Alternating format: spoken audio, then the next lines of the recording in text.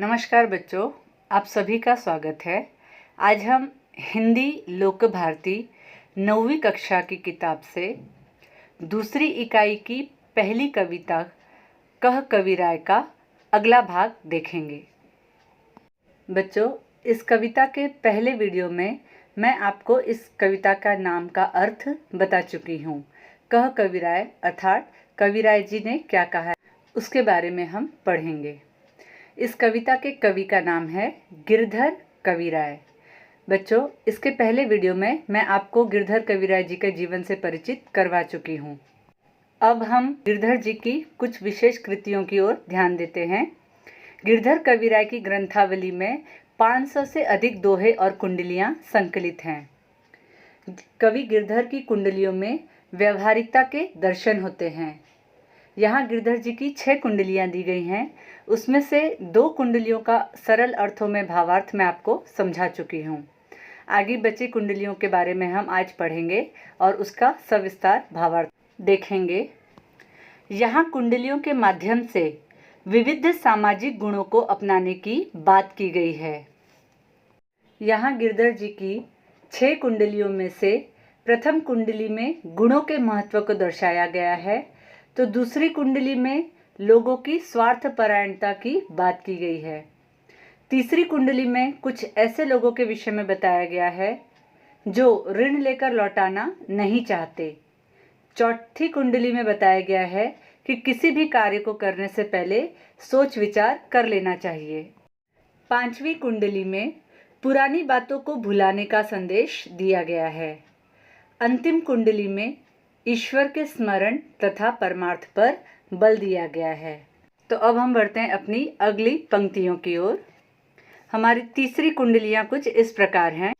झूठा मीठे वचन कही, ऋण उधार ले जाए, लेत परम सुख उपजे, लेके दियो न जाए, लेके दियो न जाए, ऊंच अरु नीच बतावे, ऋण उधार की रीति, मांगते मारन धावे। कह गिरधर कविराय, जानी रहे मन में रूठा, बहुत दिना हो जाए, कहो कहे तेरो कागज झूठा।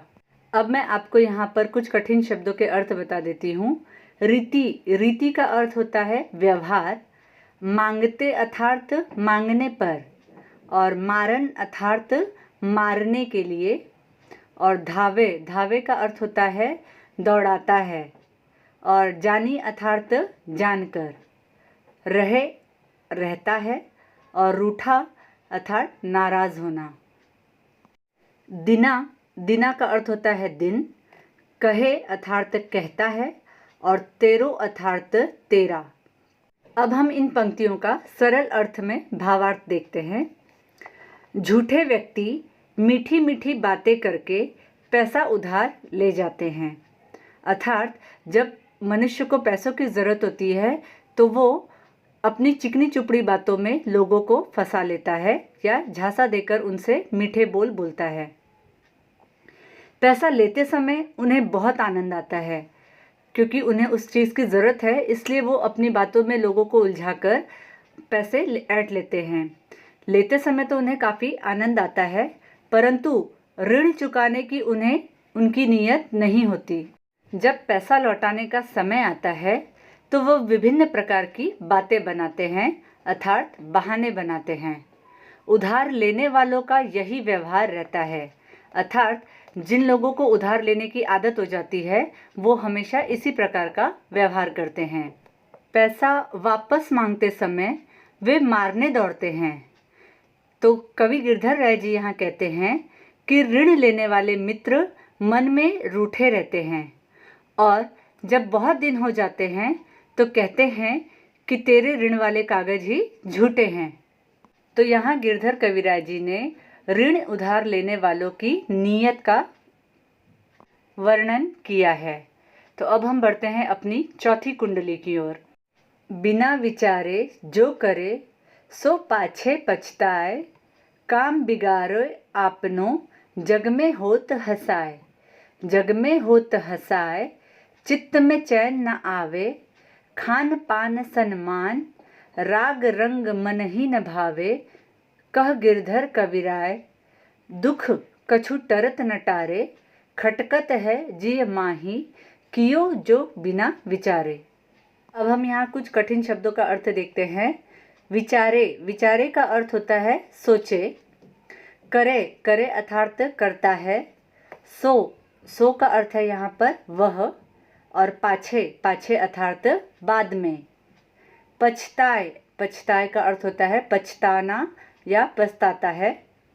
बिगारे अर्थात बिगाड़ता है। अपनो, अपना। जग अर्थात संसार, सृष्टि। होत, होत अर्थात होती है। हंसाए, हंसाए अर्थात हंसी। चैन, चैन का अर्थ होता है शांति। और आवे अर्थात आती है। यहाँ सम्मान अर्थात आदर, सत्कार। राग रंग, राग रंग का अर्थ होता है नाच गाना। मनही, मनही शब्द का अर्थ है मन को। और भावे का अर्थ होता है अच्छा लगना।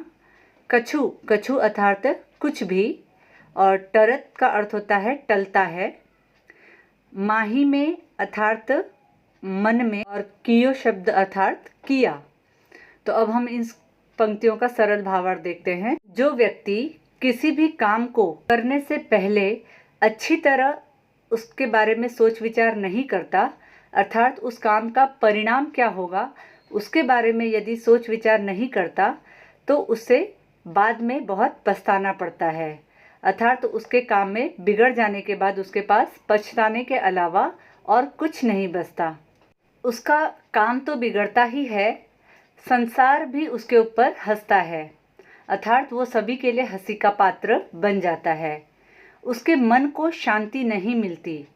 न उसका मन खाने पीने में लगता है, न नाच गाने में, न किसी मान सम्मान में। अर्थात उसे कुछ भी अच्छा नहीं लगता। तो गिरधर कविराय जी यहाँ कहते हैं कि ऐसे व्यक्ति के मन में हर समय दुख बना रहता है और वह दुख किसी भी तरह दूर नहीं होता। बिना विचार किए काम करने का दुख हर समय दिल में खटकता रहता है। तो यहाँ पर गिरधर कविराय जी ने हर काम को करने से पहले अच्छी तरह सोच विचार कर करने की बात कही है। तो यहाँ हमारी चौथी कुंडलियाँ समाप्त होती हैं। अब हम बढ़ते हैं अपनी अगली 5वीं कुंडलियों की ओर। बीती ताही बिसारी दे, आगे की सुधि लेई, जो बनी आवे सहज में, ताही में चित देई। ताही में चित देई, बात जोई बनी आवे, दुर्जन हंसे न कोय, चित्त में खता न पावे। कह गिरधर कविराय, यह करु मन परतीति, आगे की सुधि लेई, समझू बीती सो बीती। इन पंक्तियों के कठिन शब्द कुछ इस प्रकार हैं। बीती, बीती शब्द होता है जो बीत गया।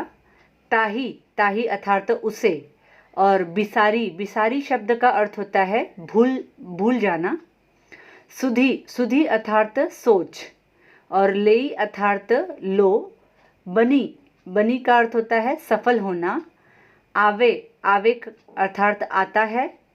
सहज, सहज अर्थात सरल। ताही उसे। और चित्त अर्थात हृदय। देई लगाओ। जो, जोई जो ही। और दुर्जन अर्थात दुष्ट।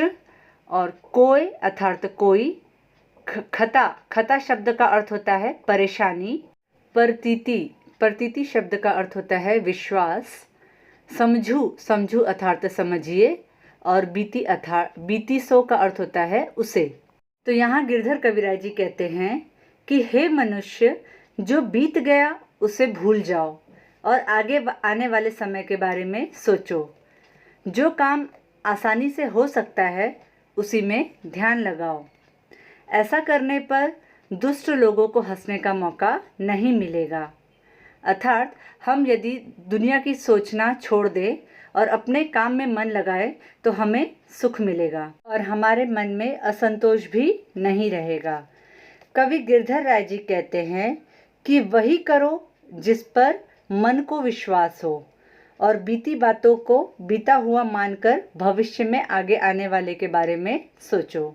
तो यहाँ गिरधर कविराय जी ने जो जीवन में बीत गया उसे छोड़कर जीवन में आगे बढ़ने के बारे में सलाह दी है। अब हम अपनी छठी कुंडली और इस कविता की आखिरी कुंडली की ओर बढ़ते हैं। पानी बढ़ो नाव में, घर में बाढ़ो दाम, दोनों हाथ उलीचिए, यही सयानो काम, यही सयानो काम, राम को सुमिरन कीजिए, पर स्वास्थ्य के काज, शीश आगे कर दीजिए, कह गिरधर कविराय, बड़ेन की यही बानी, चलिए चाल सुचाल, रखिए अपनों पानी। कठिन शब्द कुछ इस प्रकार हैं। बाढ़ों का अर्थ होता है बढ़ जाना, दाम का अर्थ है धन, उलीचिए अर्थात फेंकिए, सयानो सयानो अर्थात समझदारी, सुमिरन सुमिरन स्मरण करना, कीजे कीजे अर्थात करें, परमार्थ परमार्थ का अर्थ होता है परोपकार, और काज अर्थात काम, शीश शीश अर्थात सिर, और दीजे अर्थात दे देना, बड़ेन बड़ेन अर्थात बड़े लोगों का, बानी अर्थात कथन, चाल हमारा व्यवहार, और सुचाल अर्थात अच्छा व्यवहार, अपनों अर्थात अपनी, और पानी अर्थात इज्जत। तो इन पंक्तियों का अर्थ इस प्रकार है कि यदि नाव में पानी भर जाए तो उसे दोनों हाथों से बाहर फेंका जाता है। ठीक उसी प्रकार यदि आपके घर में धन बढ़ रहा हो तो उसे मुक्त भाव से समाज सेवा में लगा देना चाहिए। अर्थात यदि हम किसी नाव में सवार हैं और यदि एकाएक उसमें पानी भरने लग जाता है तो हम क्या करते हैं, दोनों हाथों से उसे उठा पानी अजली में लेकर बाहर फेंकते हैं।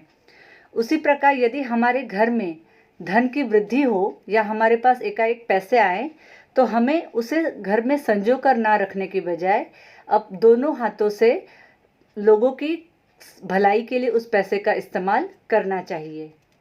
यही समझदारी है। यदि आवश्यकता हो तो परोपकार के लिए ईश्वर का नाम लेकर अपना सर्वस्व निछावर कर देना चाहिए। कवि गिरधर राय जी कहते हैं कि बड़े लोगों का यही कहना है कि हमें अपना आचरण उचित रखना चाहिए और समाज में अपनी प्रतिष्ठा बनाए रखनी चाहिए। तो इस प्रकार यहाँ हमारी सभी कुंडलियों का अर्थ समाप्त होता है। यहाँ गिरधर जी ने इन सभी कुंडलियों के माध्यम से समाज के गुणों को अपनाने की बात कही है। तो आप सभी इन कुंडलियों को पढ़ें, इसका सरल अर्थों में भावार्थ देखें। तब तक के लिए नमस्कार।